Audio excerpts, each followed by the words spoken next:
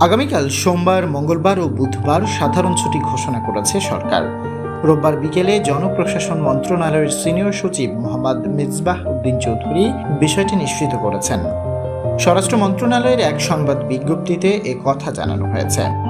পরের 3 দিন সাধারণ ছুটি ঘোষণা করে জনপ্রশাসন মন্ত্রণালয় থেকে প্রজ্ঞাপন জারি করা হয়।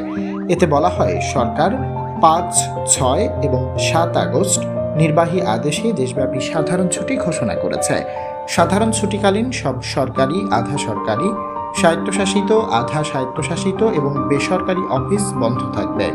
এতে বলা হয়, জরুরি পরিষেবা যেমন বিদ্যুৎ, পানি, গ্যাস ও অন্যান্য জ্বালানি, ফায়ার সার্ভিস, বন্দরসমূহের কার্যক্রম, পরিচ্ছন্নতা কার্যক্রম, টেলিফোন ও ইন্টারনেট, ডাক সেবা এবং এ সংশ্লিষ্ট সেবা কাজে নিয়োজিত যানবাহন ও কর্মীরা এই ছুটির আওতার বাইরে থাকবে। এছাড়া হাসপাতাল ও জরুরি সেবা এবং এ সেবার সঙ্গে সংশ্লিষ্ট কর্মী, চিকিৎসা সেবায় নিয়োজিত চিকিৎসক ও কর্মী এবং ওষুধ সহ চিকিৎসা সরঞ্জামাদি বহনকারী যানবাহন ও কর্মী এবং জরুরি কাজের সঙ্গে সম্পৃক্ত অফিস এই ছুটির আওতার বাইরে থাকবে বলে প্রজ্ঞাপনে জানানো হয়েছে। প্রজ্ঞাপনে আরও জানানো হয়, এছাড়া ব্যাংকিং কার্যক্রম চালু রাখার বিষয়ে বাংলাদেশ ব্যাংক এবং আদালতের কার্যক্রমের বিষয়ে সুপ্রিম কোর্ট প্রয়োজনীয় নির্দেশনা দেবে।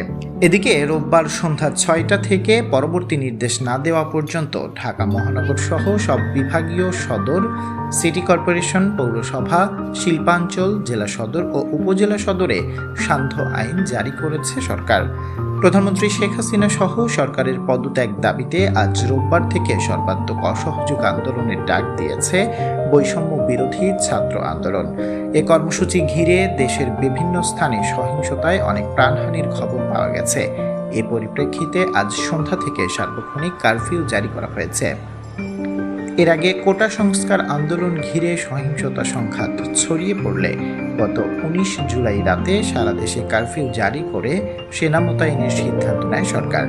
এরপর 21 থেকে 23 জুলাই পর্যন্ত ছিল সাধারণ ছুটি। 24 ও 25 জুলাই সীমিতভাবে চলে সরকারি অফিস।